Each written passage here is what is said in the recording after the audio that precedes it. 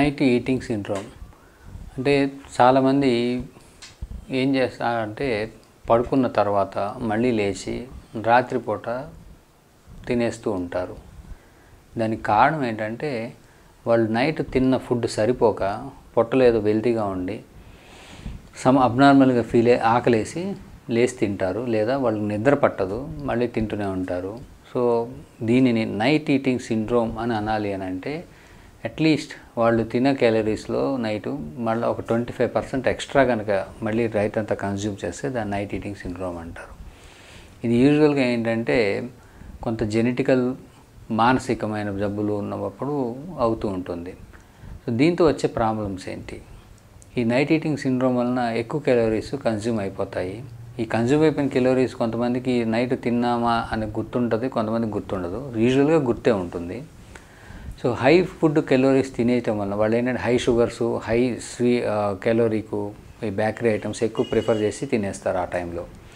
So ఇది mostly దీనివల్ల ఏంటంటే వెయిట్ గెయిన్ వచ్చేస్తుంది, తర్వాత మెంటల్ ప్రాబ్లమ్స్ వస్తాయి, తర్వాత దీనికి సంబంధించి ఒబేసిటీకి సంబంధించినటువంటి బీపీ రావటం కానీ, షుగర్ రావటం కానీ, జాయింట్ పెయిన్స్ ప్రాబ్లమ్స్ రావటం కానీ, స్లీప్ డిజార్డర్స్ రావటం కానీ, తర్వాత స్నోరింగ్ ఇలాంటివి పెరగటం కానీ, ఇలాంటివన్నీ చాలా సమస్యలు వాళ్ళకి వచ్చే ఛాన్స్ ఉంటుంది నైట్ ఈటింగ్ సిండ్రోమ్ వలన. సో స్లీప్ డిస్టర్బ్ అయిపోతుంది. సో స్లీప్ డిస్టర్బ్ అవ్వటం వలన వాళ్ళు మెలకువగా ఉండి చేయటం వలన స్లీప్ సైకిల్ బ్రేక్ అయ్యి దానికి సంబంధించినటువంటి ఇతర ప్రాబ్లమ్స్ కూడా నైట్ ఈటింగ్ సిండ్రోమ్లో రావచ్చు. అంటే మెమరీ ప్రాబ్లమ్స్ రావటం, కాన్సన్ట్రేషన్ తగ్గటం, నిద్ర సరిపోక, సో ఇవన్నీ జరిగే ఛాన్స్ ఉంటుంది.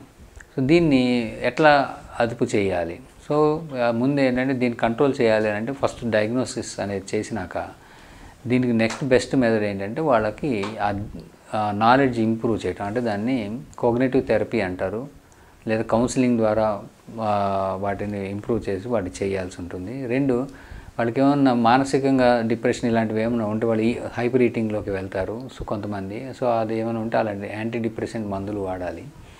అలానే ఈ సర్కేడియన్ రిథమ్ని ఎస్టాబ్లిష్ చేయాలి, అంటే నిద్ర సైకిల్ని వాళ్ళకి ఎస్టాబ్లిష్ చేసి నైట్ కంటిన్యూస్గా పడుకోవడానికి హెల్ప్ చేసేటట్టుగా వాళ్ళకి ముందే మంచి ఫుడ్ డిజైన్ చేసి ఇచ్చి ఈ మెలటోనిన్ లాంటివి సప్లై చేసి వాళ్ళని నిద్రని ఇంప్రూవ్ చేసి సైమల్టేనియస్గా వాళ్ళకి వెయిట్ లాస్ ప్రోగ్రామ్స్ ఇలాంటివన్నీ ఎంకరేజ్ చేసి వాళ్ళకి హెల్దీ హ్యాబిట్స్లోకి తీసుకురావాల్సి.